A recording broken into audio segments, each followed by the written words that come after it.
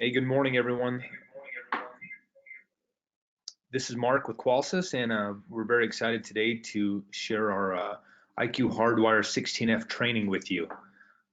Over the past, I'd say 6 months to a year, we've had many conversations with our dealers about the Hardwire 16, and we've had some online content. And with the feedback, it's been nice to finally get to the point where we're doing this webinar, and we hope that this is an opportunity for you guys to learn a lot more about this device and its features and all that. We still have some people coming in, so before I jump into the meat of things, I just want to kind of go over some of the setup we have today. Since we have over 100 people on this webinar, it'll be set up where if you do have a question, instead of being able just to ask it and and chiming in, since there's so many people, that'd be very difficult. So on your control panel, you'll see a questions area, and you can type in questions. And we have Kevin Woodworth. He's our senior director of technical account management. He's helping me out today with the webinar and assisting. And I believe Jason Horton might also be on. So if you have any questions, they'll be answering those for you. If we do feel like there's anything that's pertinent to the entire group, we will share that with you. Also, as we go through this, there's going to be some polls asked. So if you want, we ask that you can respond to those, and just kind of gives us some feedback. And then you'll also notice that there's a couple handouts attached. Two different handouts here. One of them is for the small enclosure, and it goes over the installation, the quick guide for the small enclosure, and then the one for the large enclosure also. So as you notice, one just popped up right now. Let me see this.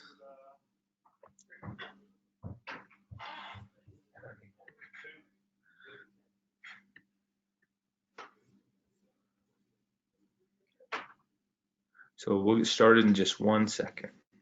For some reason. So you'll see this poll here. It says, have you ever installed an IQ Hardwire 16F before? We just want to know, select yes or no, and this kind of just allows us to know, where you guys are with this device and how many people are new to it. And just, from the get-go, we can see, hey, about 75%, 70% have not done one of these before, 27% have. So this is pretty awesome to see this. I'm going to close this in just a second. There we go.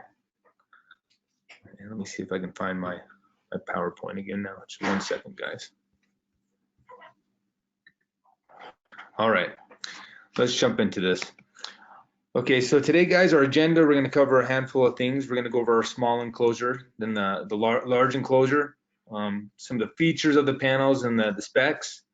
We're going to jump into the installation steps of the panel, how you pair the IQ Hardwire 16 to the panel, how you pair the sensors, and then we're going to go over the best practices and some troubleshooting, and also leave some extra time for any follow-up Q&A that you guys have.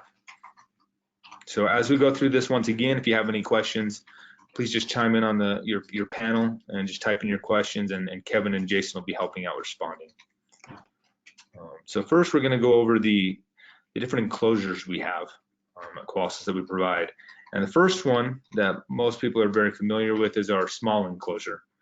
This enclosure has 16 zones, and it's stackable to 128 zones, meaning you could use 8 of these, and 8 times 16 is 128 zones. And since the panel supports 128 zones, that's why you could stack these up to 128 zones. Each translator has 15 zones that are dedicated to be normally open or normally closed. And then the 16th zone, or one of them, is made for a two-wire smoke loop, where you can do up to 10 detectors, smoke detectors, and these are tested and certified with system sensor 2WB, 2WTB, and 2WTAB detectors. So on that smoke loop. It also has 500 milliamps of onboard power. This power would be supplying power to your glass brakes, your motion detectors, for your siren. It also has a siren relay, a wireless siren relay, so you don't have to run a wire from your panel to the hardwire translator. You can do that wirelessly, and we'll go over the programming and how to make that work. It has LEDs, some really awesome LEDs on there for each zone that can be used as a continuity meter. It also allows it so you don't have to use wire labels, because as you open a zone, like a door, let's say if you open the front door, that zone on the translator would light up, letting you know which one it is. It also has an external antenna. The external antenna allows you to place this inside an existing can when you're doing a takeover, and then to run the antenna out the top. And then it also has the encrypted S-line 319 is what it uses to communicate with the IQ panel too. 1 second.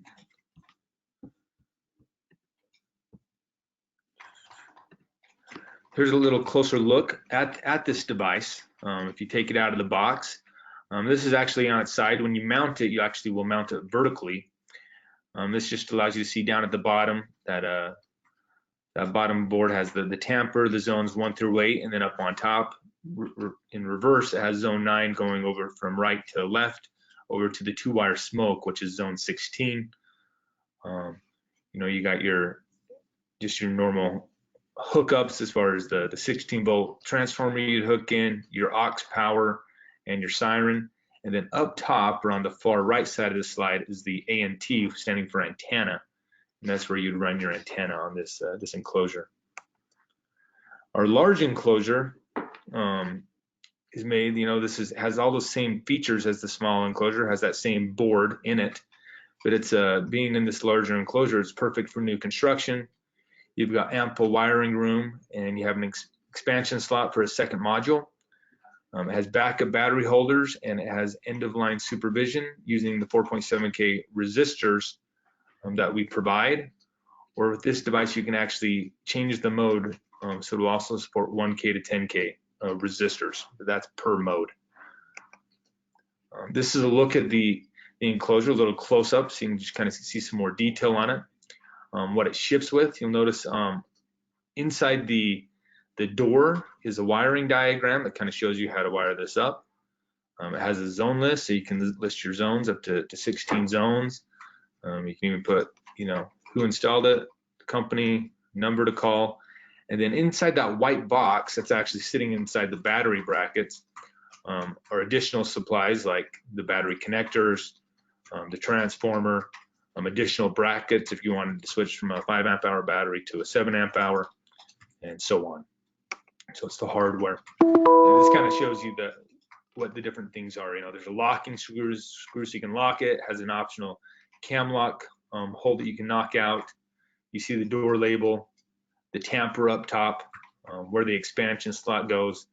One thing that's really nice is it has the zip tie rails that you can, for very clean wiring. You notice it has knockouts that are in the back of the panel, on the sides and the bottom.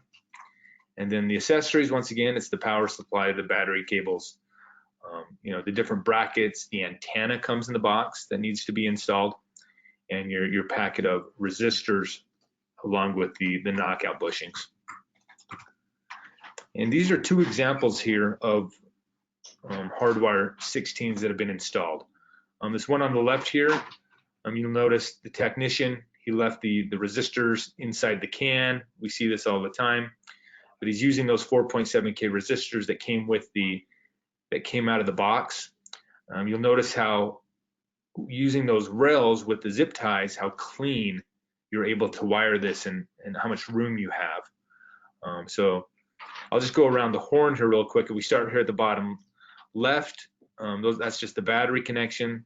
The 2 white wires would be the 16-volt power supply going to the transformer. The next 2 would be powering up. This is your power for your motion detectors.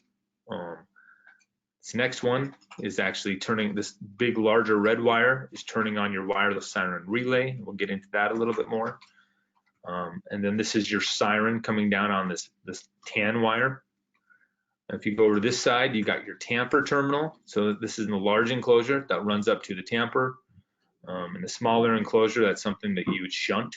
And then you got zone 1 up to zone 8 on this side. And then on the left side, it starts at zone 9.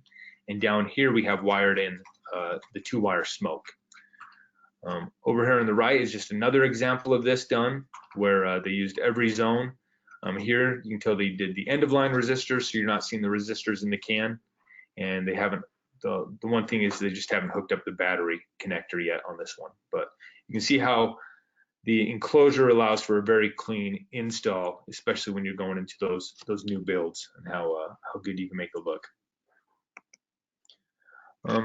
Now we're going to jump into the installation, and once again, as we go through this, if you have any questions, please chime in on the question panel over there, and our team will be answering those questions for you.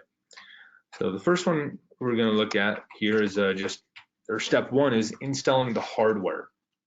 And I have noticed over time that people, when they're installing this device for the very first time, they can get a little flustered. And our recommendation is just follow the steps.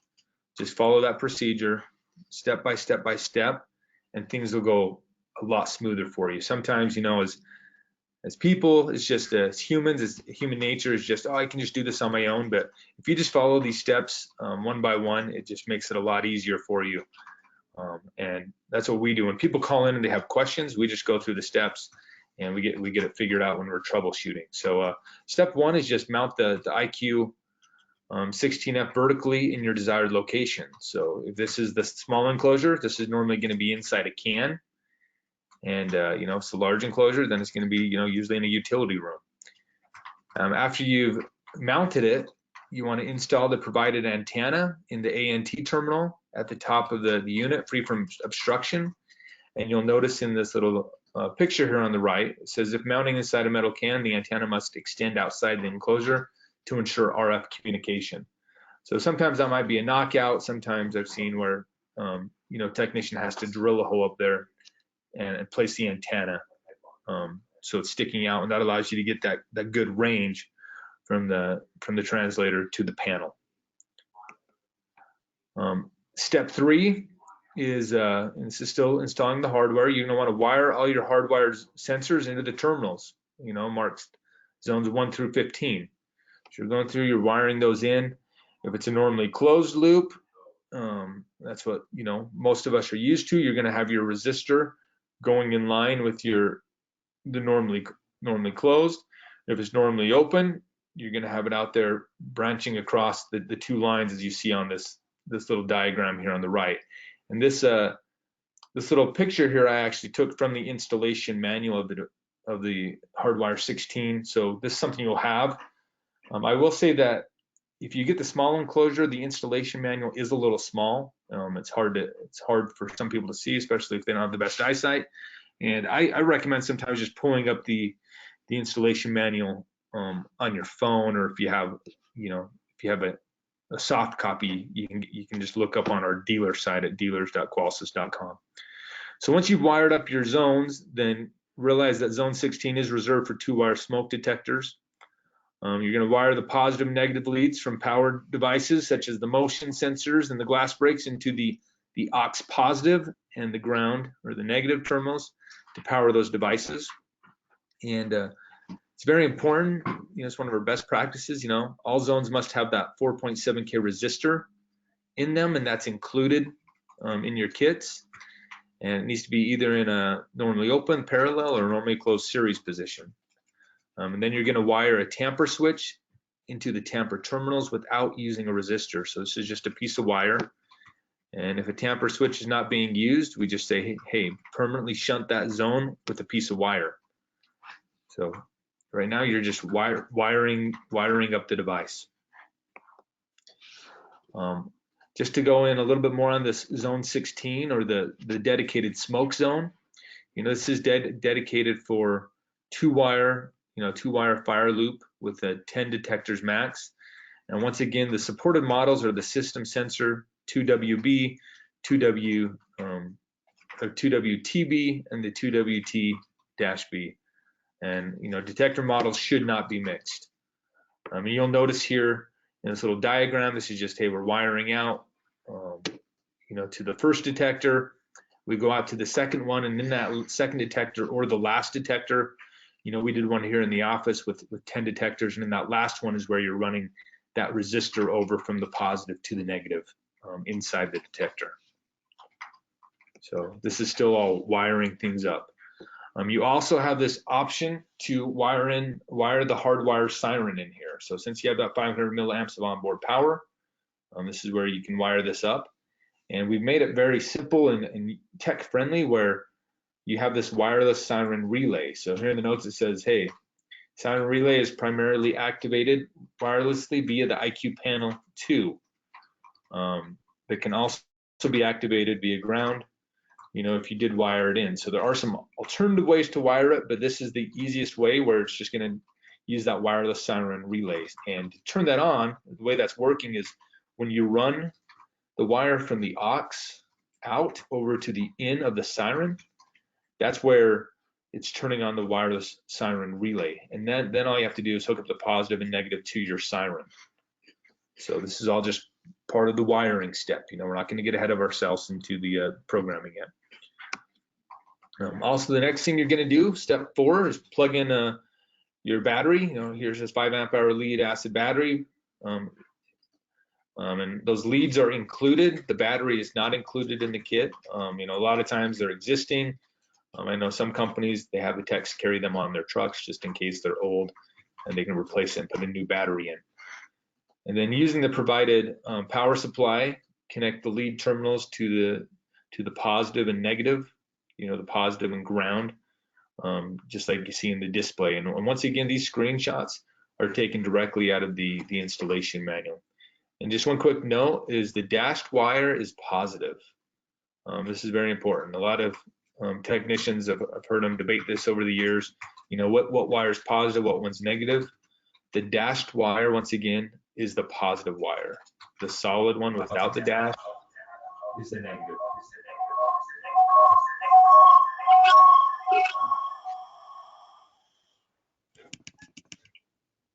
All right. Next thing we have here is that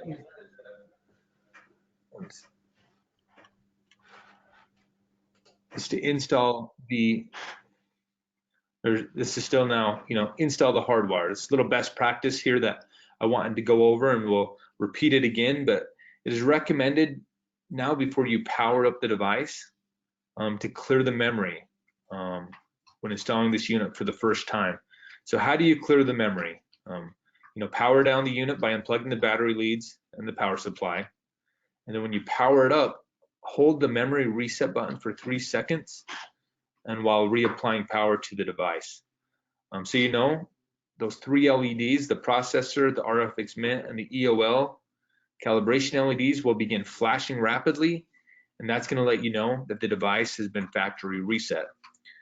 Some people say, well, why do you have to do this? Why is this part of your best practices, or why doesn't it come factory reset? Well, what happens is in the factory sometimes they put every one of these devices on a test jig, and they go through and they power them up, and they're testing all the different zones, make sure things are working.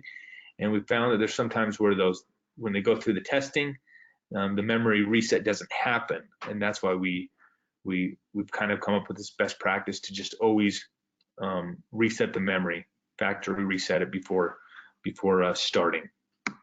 So now we're going to get into step 2, and this is pair the IQ Hardwire 16 with the IQ panel 2.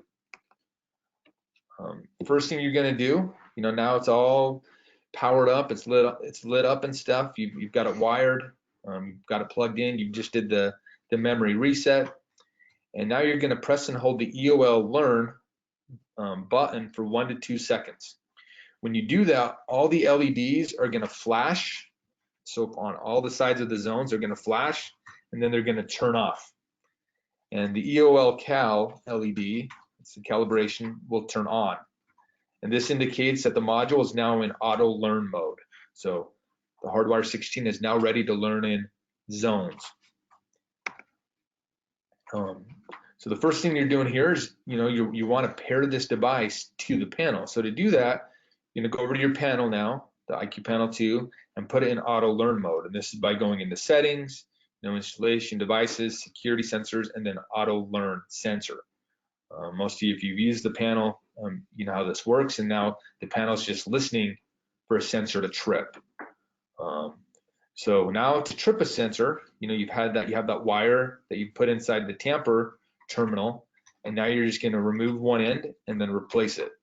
When you do that, the auto learn of the panel is going to recognize that sensor's been tripped, or that zone's been tripped, and it's going to follow with a prompt on the screen saying, hey, I saw you. You're going to say, yep, that's the right zone, and you're going to learn it in. Now, one thing to realize here when you do that is you do need to name this, or you do need the sensor type to be a hardwired translator. If you were to learn our device in as anything else, it's not going to know that, hey, I'm communicating with a hardwired translator. It's a two-way device. I'm going to, if it has smokes, I have to tell it to reset the smokes. If it has a siren relay, I need to tell it when the siren goes on, when it goes off. And that's why it is very important that, when you're learning this in that tamper, that it is the hardwired translator. And it's going to be a sensor group 13 takeover. And that's just once you go to the sensor type hardwire translator, that's just going to default as a sensor group 13. After you've learned in the translator itself, now you're going to go in and pair your individual sensors and zones. So to do that, all you have to do is trip or open and close each hardwire zone one at a time.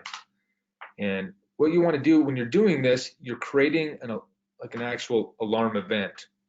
You're not just pulling one side of the wire out. You actually have to open and close the door, or if you're learning in the two-wired smoke detector, you have to actually hold down the test button or use a can of smoke.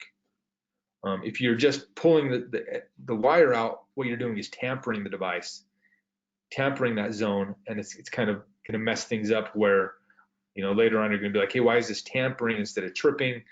And you're going to end up calling us or a tech support and saying, hey, I have a question about this. Why is this not working properly? So make sure you're actually opening and closing each zone or tripping that device, if it's a motion or a glass break. And once again, if it's a smoke detector, you actually have to hold down that test button or use a can of smoke. With each zone, when it sees that zone, it's going to, the panel is going to chime and indicate that it's found a new sensor. You go over and you say, yep, that's the sensor. And when you hit OK, you'll see the DL code.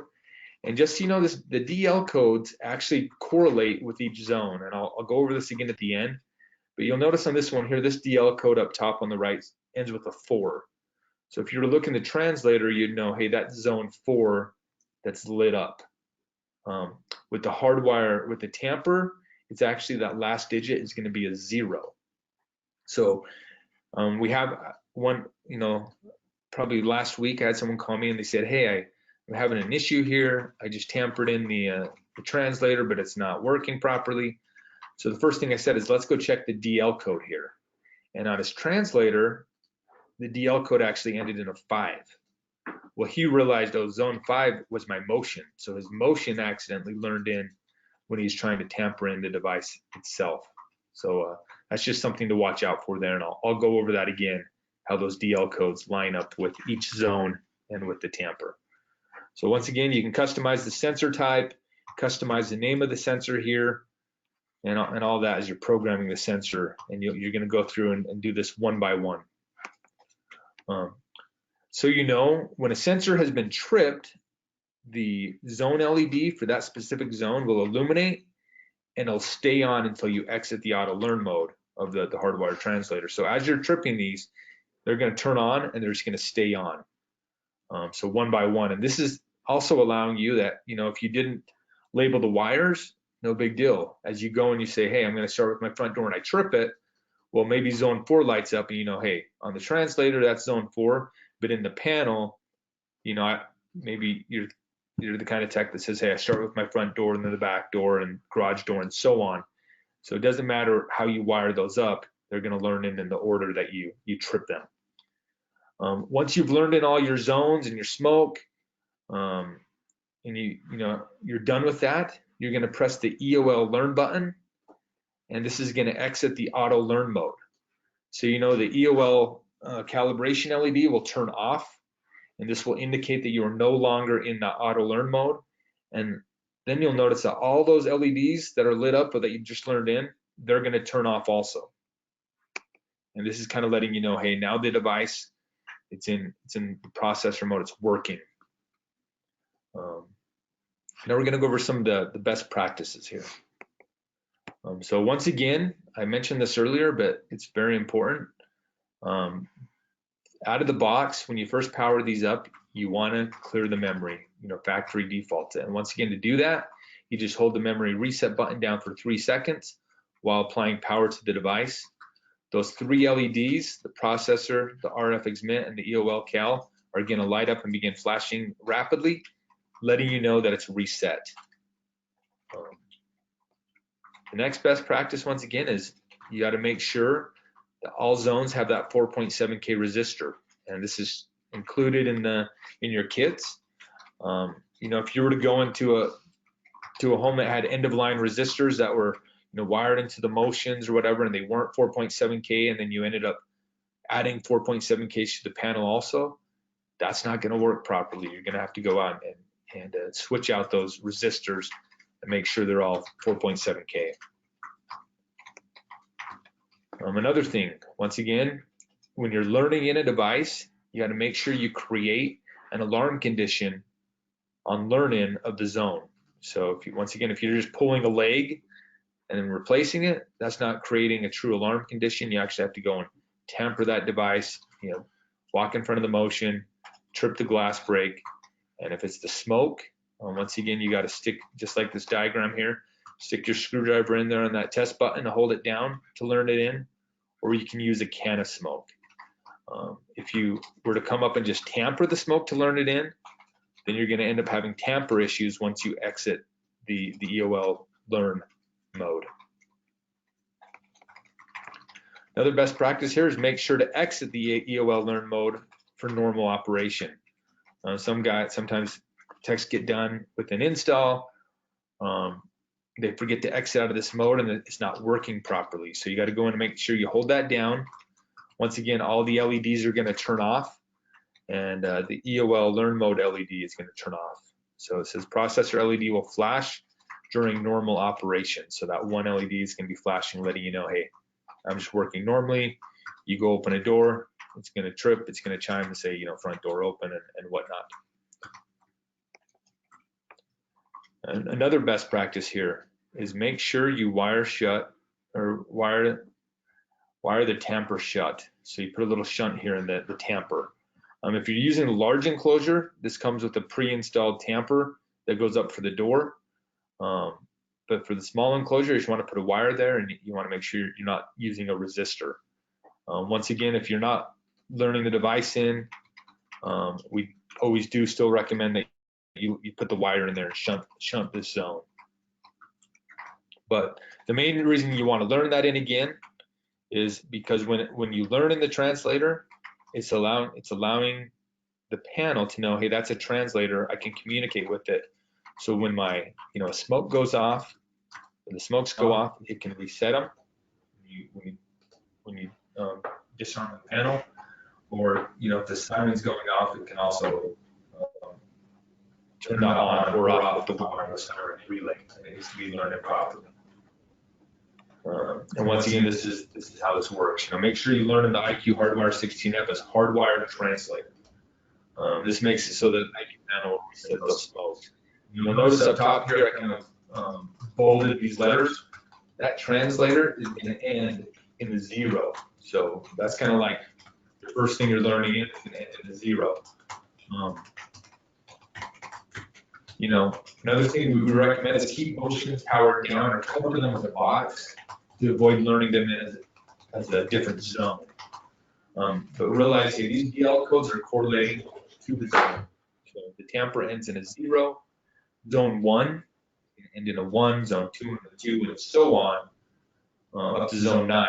Once you hit zone 10, instead of ending in a number, it's actually going to end in a letter. So zone 10 is going to end in an A, zone 11 a B, and so on down to zone 15. And then when you get to zone 16, that smoke zone, it's actually going to end in a 0, but the third digit is going to move 1. So if that third digit was, let's say, an E, it's going to turn to an F. And that's going to be the difference between the tamper zone and the zone 16 is that third digit.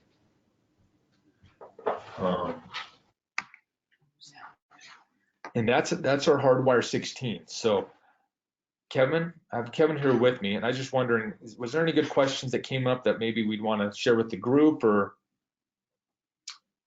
you know, I went through this, you know, we've been on this for what, 35 minutes now about. This went a little quicker than I thought it would, but we covered everything with this device. But anything that you saw that came in, Kevin, or you'd want to add? Oh, lots of questions about the about supporting the system sensor COSMOD 2W, which is the system sensor module that supports combo, smoke, and CO.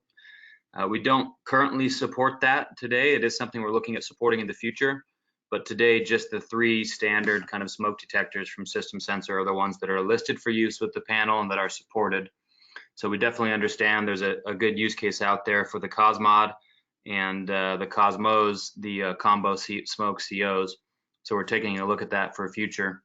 Other than that, lots of little questions about resistor learning and different types of loops, normally open, normally closed, but keep those questions coming. We're having a hard time keeping up with you guys. We really appreciate the engagement. Lots of really good questions coming in, so we're happy to sit here and continue to answer these questions. There's quite a few in the queue still. So, and just so you guys know, if you know, if you're representing maybe your company or other technicians, and you'd want them to have access to this webinar and to be able to watch it or review it, or you want to be able to review it yourself, we did record this, so it will be posted on our dealer site. And you know, most everything that goes on our dealer site, we also add to our YouTube channel. So we'd like to say, hey, always go to the YouTube, type in Qolsys, like our channel. But I know we have over 80 videos that our awesome marketing team has done some good work on putting together, and this Hardwire 16 video will end up there on YouTube and the dealer site. But we appreciate you guys getting on this morning. This is, you know, a great attended webinar, one of the best attended ones we've had in a couple months. You know, over the last little while, we've been doing a lot of new dealer trainings and webinars. So it was nice to get some good training like this out there that has a lot of substance to it. So once again, we'll keep this meeting going, this webinar going, so you guys can still answer questions or ask questions, and we can respond to them. But once again, we thank you for joining, and we hope you guys have a great week and a great holiday season.